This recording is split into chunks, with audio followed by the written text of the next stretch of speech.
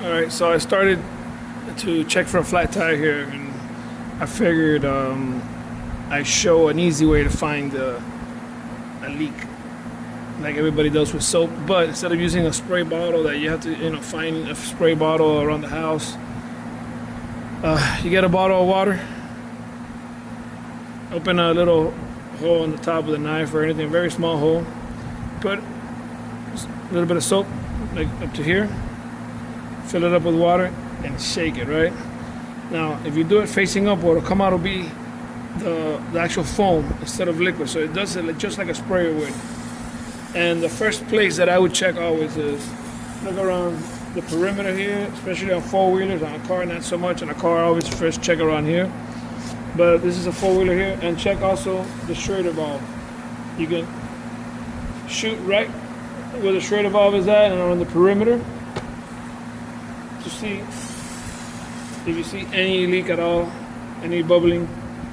And then you do the perimeter of the rim here. Eventually you can check the sidewalls, but the main place on a regular car tire is going to be obviously on the surface that touches the ground. And here's how I do it. You shake it every once in a while. You gotta shake it because you run out of the foam on the top. So you start. If you do it like this, it'll be just liquid coming out, and yeah, it'll find it, but not as good as having the foam.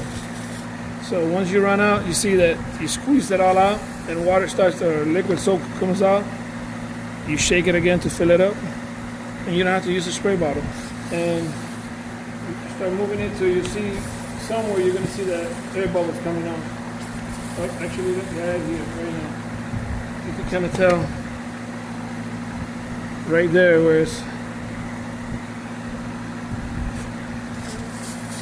coming out right there.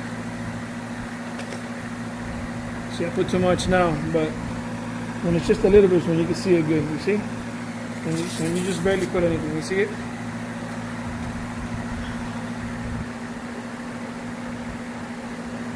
And then to put a plug in it, simple process. So to put the plug in, and obviously these are hard to find because it's when it's like a little pinhole and there's not like a screw that's evident that there's a hole there. So this is when you use the soap on it. There's no screw or nail that you could physically see, and you just like blind. You don't know where it's coming from. Very small. So that's where you would use the soap method. Then once you find it, you get your plug.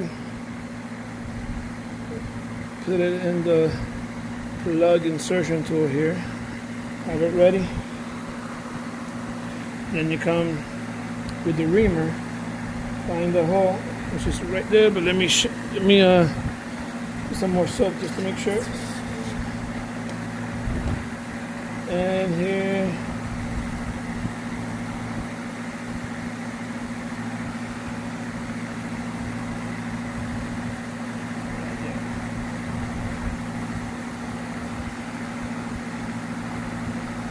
This hole is so small that it's hard to pinpoint.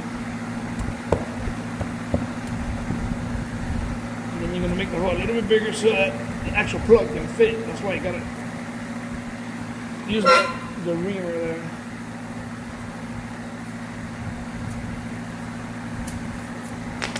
You put the plug in now. Be careful not to over push it in and that it goes all the way in and passes and all of it goes inside. You got to leave a little piece out. Pull out the plug, and let's check it.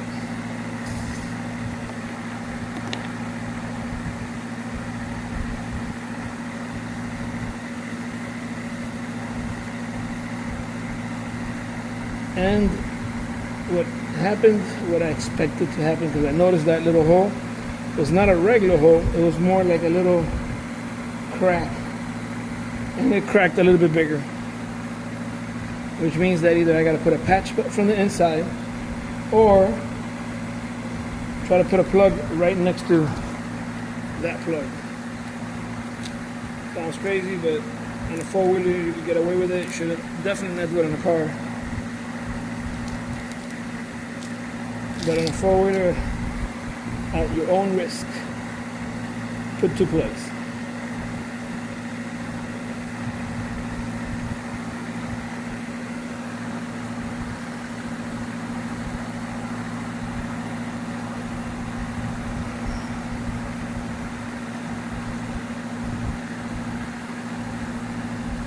have to be careful not to push the other one in while I'm trying to push this one. So trying not to go too hard on it, because if not, the other one falls in and I'll be back to having just one.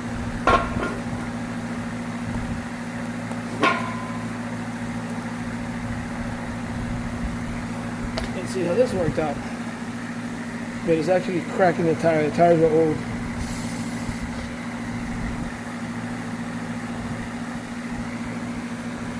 So sometimes you try to put a plug in, it'll actually start tearing on the tire. And I noticed when I saw that little gap, even though it was a very little leak, I noticed that it was more of a slash than and it was like an 1/8 of an inch slash, but I noticed that it wasn't a small little puncture, even though it was barely leaking.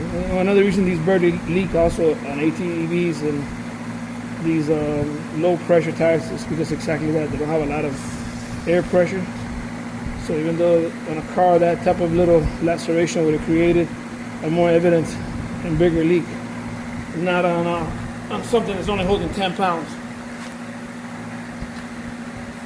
which is pretty much what this tire has, like about 10 pounds. But it looks like it's going to hold. Now it's just so it doesn't get pulled out while I'm driving. You cut it and you leave it even. That's why you're supposed to cut it, so that it doesn't get caught up on something and pulled out.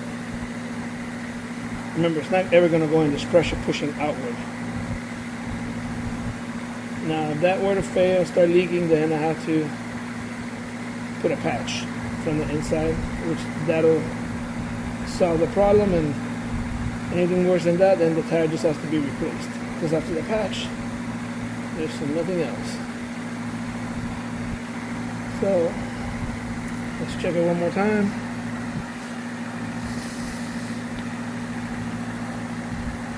And then I'm going to move it around just in case, see if it wants to leak. And no leak. So anyways, that's how you find a leak. Put some soap, that much. Fill it up with water, leave the foam on the top, spray it facing upwards so foam comes out. And you'll find your leak without having to use a spray gun. And it makes actually a lot more foam than even a spray gun. And the brand of soap that I use, I've tried a bunch of different ones. Ajax is actually the one that's best for this. Although I love using other soaps for different things. For flat tire, to catch these little leaks, this one seems to be very, very good. And that'll be it.